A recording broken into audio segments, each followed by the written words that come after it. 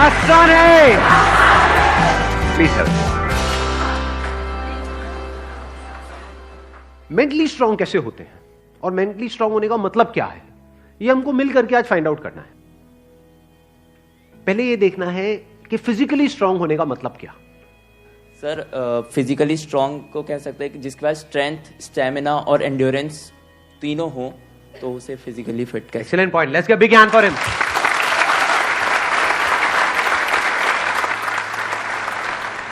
क्या हम ये कह सकते हैं उसकी मसल स्ट्रांग हो? हाँ, क्योंकि कुछ भी लिफ्ट करने के लिए, सही। वेट उठाने के लिए मसल्स का स्ट्रांग होना जरूरी है। मसल्स वीक होंगी तो आप नहीं कर पाओगे, हाँ। है ना। जो ओवरऑल स्ट्रक्चर है उसमें बोन्स भी आ गई, मसल्स भी आ गई, वो स्ट्रांग होनी चाहिए, उसको हम फिजिकल स्ट्रेंथ बोल सकते हैं। अभी यही फंडे जो हम फिजिकल में देख रहे हैं, इसी को मेंटली देख करके और फिर समझने की कोशिश करेंगे स्टेप बाय स्टेप कि उसका मतलब क्या। कि फिजिकल स्टेमिना तो हमको समझ आता है कि फिजिकली हम जल्दी ना थके। कोई बंदा है उसने थोड़ा बहुत काम किया एकदम से थक गया तो इसका मतलब फिजिकली स्ट्रांग नहीं है। जैसे बहुत लोग होते हैं, जैसे ही अपनी फिजिकल ट्रेनिंग करते हैं, कुछ भी करते हैं, हल्का सा भी दर्द होता है तो छोड़ देते हैं, छुई मुई टाइप के, है ना। तो बड़ा दर्द हो रहा है, भाई दर्द नहीं होगा तो बनेगी कैसे, है ना। Right sir. तो हल्का सा भी कुछ होता है तो छोड़ देते हैं, एंड्योर नहीं कर पाते हैं पेन को। Yes sir. तो पेन को एंड्योर करने की जितनी हमारे अंदर पावर है उसको हम एंड्योरेंस बोल सकते हैं। सर मेरे हिसाब से फिजिकली स्ट्रांग होने का मतलब ये है कि सबसे बड़ी चीज ये है कि बीमारियों से दूर होना चाहिए उसे। अगर मतलब कई बार ऐसा होता है कि हमें फिजिकली स्ट्रांग दिख रहा है पर्सन, बट वो होता नहीं है। यानी कि एक बंदा हो सकता है वो फिजिकली हमको स्ट्रांग बाहर से दिख रहा हो और वेट भी बहुत अच्छा लिफ्ट कर रहा हो, और लेकिन उसकी इम्यूनिटी वीक हो। Yes sir. तो हम कह सकते हैं अंदर से वो बंदा कितना स्ट्रांग है। यानी कि जो भी डिजीजेस है, मतलब जो भी बीमारियां हैं, उनसे लड़ने की उसके अंदर कितनी पावर है उसकी बॉडी के अंदर। Yes sir. एक तो फिजिकल पावर, एक है उसकी इम्यूनिटी हम बोल सकते हैं। Yes sir. अब एक एक करके इन पॉइंट को देखते हैं कि मेंटल स्ट्रेंथ में किस तरीके से हम अप्लाई कर सकते हैं। सबसे पहले बात हमने करी फिजिकली स्ट्रांग होने का मतलब क्या, स्ट्रेंथ। मतलब आप कह लो वेट उठाना है। जैसे कहीं हम जा रहे हैं रेलवे स्टेशन पे, यहाँ पे, वहां पे, एयरपोर्ट पे, और अगर दोनों हाथ में पूरा भारी भारी पूरा भरा हुआ लगेज है, जैसा हम लोग इंडियंस ज्यादातर लेकर के जाते हैं, लगेज बंदे से भारी होता है, सही है नहीं है? तीन तीन बंदे बैठ बैठ करके उसको पैक कर रहे होते हैं घर पे, माँ चढ़ी होती है और साथ में बच्चे भी, बेटा तू भी आ जा, तू भी आ जा, पति अरे तू क्या देगा, इधर बैठ। सारे बैठे हुए हैं और उसको बंद कर रहे हैं, फिर उसको उठा रहे हैं, है ना। तो कहने का मतलब है कि अगर आपकी मसल स्ट्रांग है तो आप उठा लोगे, एफर्टलेसली उठा लोगे। इसी को तो फिजिकल स्ट्रेंथ कहेंगे। एक है बहुत एफर्ट लगा के आपको कुछ छोटा सा काम करना पड़ रहा है, एक है बहुत बड़ा काम भी आप कर रहे हो बिना किसी एफर्ट के। क्यों? क्योंकि आपकी बॉडी स्ट्रांग है, आपकी मसल स्ट्रांग है। बिल्कुल इसी तरह से थिंकिंग मसल्स, यानी कि कोई प्रॉब्लम आई तो आप ये देख सकते हो आपकी थिंकिंग मसल्स कैसी है, बेस्ड अपॉन कि आपका रिएक्शन कैसा है जब कोई आपकी लाइफ में प्रॉब्लम आती है। तीन सिचुएशंस हैं यहां पे, तीनों को एक एक करके देखते हैं। एक है कोई बड़ी प्रॉब्लम आई हमारे सामने और हमने अपने हथियार डाल दिए और हम एकदम से परेशान हो गए, तो हम क्या कहेंगे, हमारी मेंटल मसल्स कैसी है, वीक है। मतलब बिल्कुल ऐसा हो गया कि लगेज थोड़ा सा भारी है तो लगेज भारी है, मैं नहीं उठाऊंगा। अरे भाई अपने आप को स्ट्रांग कर, मैं आगे ट्रैवल नहीं करूंगा। क्यों? क्योंकि लगेज भारी है, मैं तो यही रहूंगा, बस स्टैंड पे ही रहूंगा, मैं नहीं जाऊंगा। तो आप हंस रहे हो, लेकिन ऐसे हम करते हैं लाइफ में। कोई बड़ी प्रॉब्लम आई तो हम क्या करते हैं, अपने हथियार डाल देते हैं, मतलब वी गिव अप,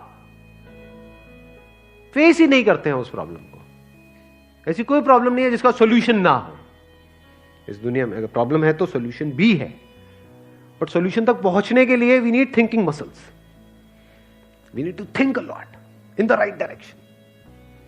और ये राइट डायरेक्शन और रॉन्ग डायरेक्शन क्या है? राइट डायरेक्शन मतलब solution oriented approach, wrong direction मतलब प्रॉब्लम ओरिएंटेड अप्रोच, कि हम प्रॉब्लम में ही जाकर के स्टक हो गए हैं, बस उससे आगे बढ़ ही नहीं रहा है हमारा दिमाग। इसको हम कह सकते हैं मेंटली हमारी जो मसल्स हैं वो वीक है, मेंटली हम वीक है। दूसरा सिनेरियो क्या है, कोई प्रॉब्लम आई, उससे हम लड़े और लड़ने के बाद में बहुत एफर्ट लगाया, बहुत दिमाग लगाया, बहुत मेहनत करी, लड़े और जीत गए। मतलब उस प्रॉब्लम का हमने सॉल्यूशन निकाल लिया। क्या हम कह सकते हैं कि आप मेंटली बहुत स्ट्रांग हो? नो। व्हाई? एग्जैक्टली बिकॉज आपको बहुत एफर्ट लगाना पड़ रहा है। समझ गए ना? हाँ, जैसे कोई बैग उठाना है तो बहुत एफर्ट लगाना पड़ रहा है जी, दोनों हाथ लगा दिए और ये घसीट घसीट के जा रहे हो, और पहुंच गए, कह रहे हो हाँ मैं तो ये मैं तो वो, भाई कुछ नहीं, तेरी कमर में लचक आ चुकी है। The second scenario is better than the first scenario but not as good as the third scenario. Third scenario क्या है? बड़ी से बड़ी भी कोई प्रॉब्लम आई हमारी लाइफ में, हम पहले ही उसके लिए तैयार थे और ऐसे सॉल्यूशन निकल के आ गया। मतलब वो प्रॉब्लम जो दुनिया के लिए बहुत बड़ी है, जिसको देख करके लोग डरने लग जाते हैं, वो प्रॉब्लम आपके सामने आई, ऐसे सॉल्यूशन निकल गया, एफर्टलेसली काम हो गया।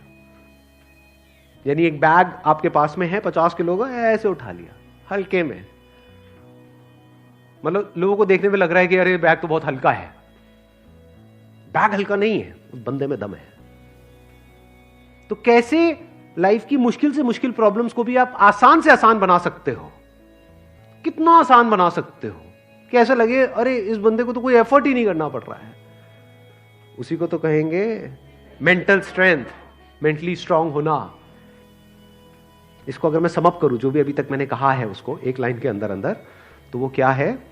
एक कैटेगरी होती है लोगों की जो सिंपल से सिंपल प्रॉब्लम्स को भी कॉम्प्लिकेटेड बना देते हैं अपने माइंड में। 99% लोग ऐसे ही हैं इस दुनिया में। सिंपल सी प्रॉब्लम है, कुछ भी नहीं, उसको भी इतना कॉम्प्लिकेटेड किया हुआ है जैसे पता नहीं क्या हो गया, हवा बना दिया है पूरा का पूरा। और दूसरी कैटेगरी होती है लोगों की, ऐसे बहुत कम लोग होते हैं, वही होते हैं जिन्होंने एक्चुअल में काम किया होता है अपनी मेंटल मसल्स के ऊपर। वो कौन होते हैं? जो कॉम्प्लिकेटेड से कॉम्प्लिकेटेड प्रॉब्लम्स होती हैं उनके सामने, जिसको देख करके ही बंदा कहे अरे यार ये तो बहुत कॉम्प्लिकेटेड है, उसको भी सिंपल बना देते हैं। जैसे फॉर एग्जांपल आपकी कोई रिलेशनशिप है किसी के साथ में और वहां पे बहुत क्लैशेस चल रहे हैं, बहुत मेजर कुछ इश्यूज हो रहे हैं। एक तो ये आपस में हम लड़ते मरते रहे कुत्ते बिल्ली की तरह, जैसे ज्यादातर घरों में होता है। उसका कोई सोल्यूशन निकल पाएगा कभी भी नहीं। तो हमें क्या करना होगा? समझना होगा इस रिलेशनशिप में प्रॉब्लम है क्या। अज्यूम नहीं करना है पहले से कि प्रॉब्लम उसमें है या प्रॉब्लम मुझ में ही है। ये भी एक विक्टिम मेंटालिटी होती है, मेरे में ही कमी है, वो तो सब सही है बस मेरे में ही कमी है जी। ये भी बड़ी गंदी मेंटालिटी होती है, विक्टिम मेंटालिटी। या फिर तुझ में प्रॉब्लम है, मैं सही हूं तू गलत है। तो पर्सन को ना देखा जाए कि वो या वो, प्रॉब्लम को समझा जाए। प्रॉब्लम एग्जैक्टली क्या हो रही है रिलेशनशिप, वो जो क्लैश हो रही है उसकी जड़ क्या है, उसका कॉज क्या है। अगर वो हमको समझ आ जाता है बारीकी से, तो क्या वो प्रॉब्लम जड़ से ठीक नहीं हो जाती? और अगर हम उसको ना समझे और ऊपर ऊपर से ठीक करने की कोशिश करें, क्या वो कभी भी ठीक हो सकती है? कोई भी मिल करके क्या उसको ठीक करवा सकता है उस प्रॉब्लम को? जैसे दो लोगों के बीच में प्रॉब्लम हो रही है, कोई तीसरा आ जाए उनके बीच में मीडिएटर बन करके, मैं सॉल्व करवा दूंगा तुम्हारी प्रॉब्लम, तो कुछ देर के लिए तो वो समझौता करा सकता है, लेकिन अगर परमानेंट उसका सोल्यूशन चाहिए तो वो कैसे होगा? या तो दोनों को या दोनों में से किसी एक को बारीकी से समझना होगा ये नेचर ऑफ प्रॉब्लम क्या है। And that could be very simple. समझ गए? मतलब लगता क्या है, ये स्पेशली जो रिलेशनशिप्स की जो प्रॉब्लम्स होती है वो बहुत ही कॉम्प्लिकेटेड होती है, एक्सट्रीमली कॉम्प्लिकेटेड। समझ ही नहीं आ रहा था क्या करें क्या ना करें। कई बार होता है कि बहुत ही सिंपल होता है उसका सोल्यूशन। अगर मान लो मेरी किसी के साथ में रिलेशनशिप है, उसमें कोई प्रॉब्लम हो रही है, तो उसको बारीकी से ऑब्जर्व किया, अच्छा प्रॉब्लम हो क्यों रही है और इतनी बड़ी प्रॉब्लम क्यों हो रही है, उसकी जड़ क्या है। तो जब जड़ तक गया तो मैंने देखा कि अच्छा मैं कुछ इस तरह से बोलता हूं जहां से पूरा खेल शुरू होता है। अगर मैं ये ना बोलूं तो, और इसकी जगह ये बोल दूं तो, क्या खेल अलग डायरेक्शन में नहीं चला जाएगा? दोनों का अंडरस्टैंडिंग होना बहुत जरूरी है। आप कह रहे हो दोनों की अंडरस्टैंडिंग होना बहुत जरूरी है? हाँ जी सर। ध्यान से समझना, अब ये प्रॉब्लम ओरिएंटेड अप्रोच है, सॉल्यूशन ओरिएंटेड अप्रोच है? ये प्रॉब्लम ओरिएंटेड अप्रोच है जिसका कोई दुनिया में सॉल्यूशन नहीं है। ये बिल्कुल ऐसा है कि सरकार को तो अपना काम अच्छे से करना चाहिए।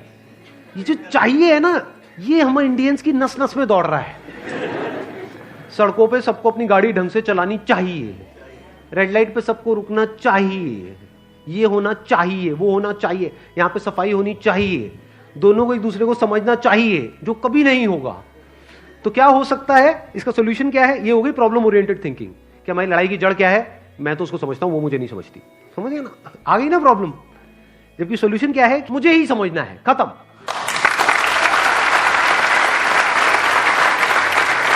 Thank you so much for coming.